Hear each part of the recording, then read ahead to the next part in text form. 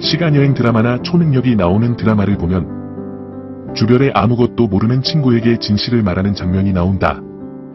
친구는 이 사실을 부정하다가 눈으로 확인하고 믿어준다.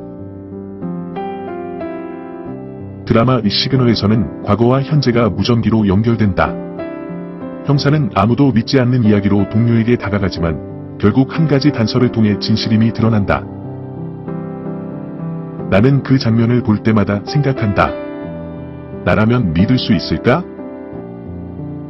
꿈에서 일어난 일이 똑같이 일어나는 경험을 해보았나?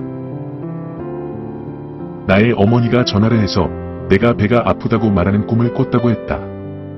걱정할까봐 그런 일 없다고 말했지만 실제로는 식중독으로 배가 아파 며칠을 누워 있었었다.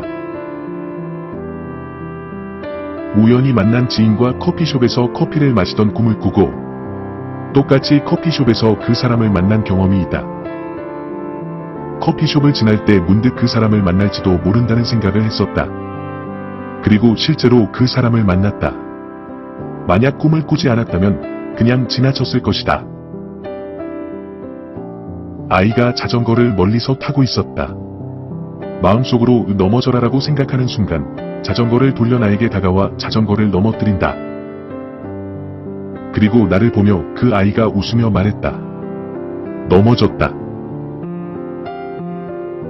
드라마를 보면서 나라면 어떨까 하는 상상을 한다. 그러나 이러한 물리적으로 설명할 수 없는 일들이 실제로 일어나면 내 경험상 곧 잊고 살아간다. 아마 유튜브를 시작하지 않았다면 계속 잊혀져 있을 기억들이다.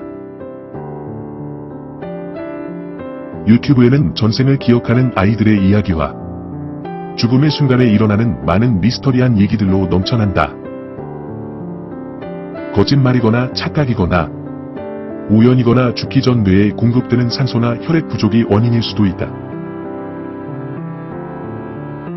그러나 정말 설명할 수 없는 일들도 무수히 많다. 물질로 만들어진 물리적인 세상을 살아가는 우리는 그것들을 곧 잊고 살아간다. 우리는 눈앞에서 기적을 보면서도 그저 착각이라 치부하고 현실을 산다는 이름으로 상상력과 직관을 봉인한 채 살아간다. 그래도 세상은 우리에게 끊임없이 말하고 보여준다. 마치 드라마에서 진실을 말해주는 친구처럼. 이 세상이 아무리 보여줘도 우리는 끝내 믿지 않는 어른이라는 친구들이다.